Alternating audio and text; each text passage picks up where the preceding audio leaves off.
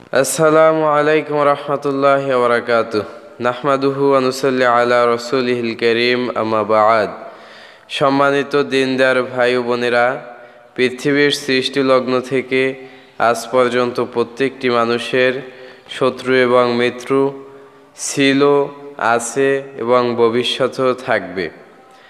আর এই শত্রু ছিল অলিয়া উলিয়াদের, নবী আম্বিয়াদের এবং আমাদের নবী হযরত মুহাম্মদ রাসূলুল্লাহ সাল্লাল্লাহু আলাইহি ওয়াসাল্লামেরও অনেক প্রত্যক্ষ এবং অপ্রত্যক্ষ শত্রু ছিল, যারা রাসূল করিম সাল্লাল্লাহু আলাইহি ওয়াসাল্লামকে বিভিন্নভাবে ক্ষতি করার চেষ্টা করে গেছেন। তাই আমাদের শত্রু থাকাটাই স্বাভাবিক।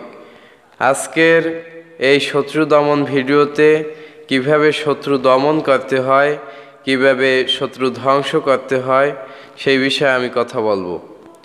হজরতে ইমাম জাজরি রহমতুল্লাহি আলাইহ তার প্রসিদ্ধ গ্রন্থ হিসনে হাসিনের মধ্যে শত্রু দমন করার বিষয়ে অনেকগুলো আমল উল্লেখ করেছেন। এর মধ্যে একটি সহজ আমল আপনাদের জন্য বেছেছি, আর সেই আমলটি হচ্ছে আল্লাহ পাক রব্বুল আলামিনের একটি সিফাতি নাম। এই নামটি একটি নির্দিষ্ট নিয়মে যদি কেউ পড়ে, ইনশাআল্লাহ তার শত্রু দমন হবেই। তো আসুন জেনে নেই কিভাবে আল্লাহর সিফাতি নামটি পড়তে হয় এবং কিভাবে আমল করতে হয়। আল্লাহর সিফাতি নামটি হচ্ছে ইয়া কাদিরু, ইয়া কাদিরু, ইয়া কাদিরু। স্ক্রিনে দেওয়া থাকবে, উচ্চারণটি আপনারা দেখে মুখস্থ করে নেবেন। আসুন এবার শুনে নেই কিভাবে এর আমল করতে হয়।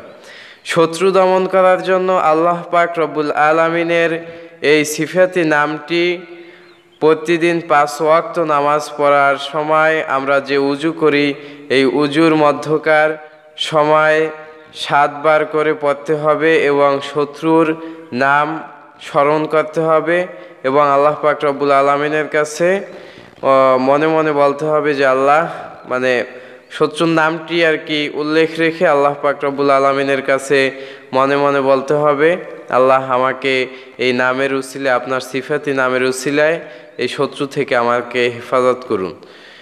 আর এই নামটি একাধারে 40 দিন পর্যন্ত এইভাবে আমলটি করতে হবে। আর এইভাবে আমল করতে যদি আপনাদের কষ্ট হয়, তাহলে এই আমলটিরই আরও একটি পদ্ধতি রয়েছে, যেই পদ্ধতিটা একটু সহজ হতে পারে আপনাদের কাছে। আর সেই পদ্ধতিটা হচ্ছে তাহাজ্জুদ নামাজ পড়ি যখন আমরা, এই তাহাজ্জুদের সময় 2 রাকাত নামাজ পড়ে ওই একই বৈঠকে দুরূদ শরীফ পড়ে খুব একাগ্র চিত্রে 100 বার করে ইয়া কাদিরু, ইয়া কাদিরু, ইয়া কাদিরু পাঠ করতে হবে এবং তখন ওই একইভাবে মনে রাখতে হবে, ওই শত্রুর নামটি মনে মনে রাখতে হবে এবং আল্লাহ পাক রব্বুল আলামিনের কাছে বলতে হবে, হে আল্লাহ, আমাকে এই নামের, আপনার সিফাতি নামের উসিলায় শত্রু থেকে হেফাজত করুন।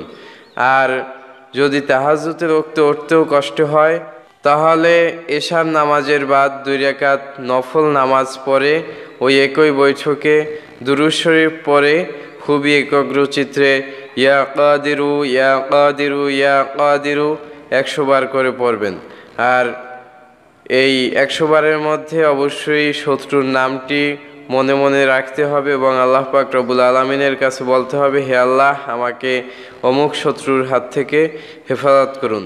এভাবে করে 7 দিন করলে ইনশাআল্লাহ আল্লাহ পাক রব্বুল আলামিন আমাদেরকে শত্রু থেকে হেফাজত করবেন। আজকের এই ভিডিওটি আপনাদের পছন্দ হয়ে থাকলে অবশ্যই লাইক বাটনে ক্লিক করবেন এবং আপনাদের বন্ধুদের মধ্যে যারা শত্রুদের আক্রমণের শিকার, অবশ্যই তাদেরকে এই ভিডিওটি দেখার সুযোগ করে দিবেন। আসসালামু আলাইকুম রহমতুল্লাহি ওয়া বারাকাতুহু।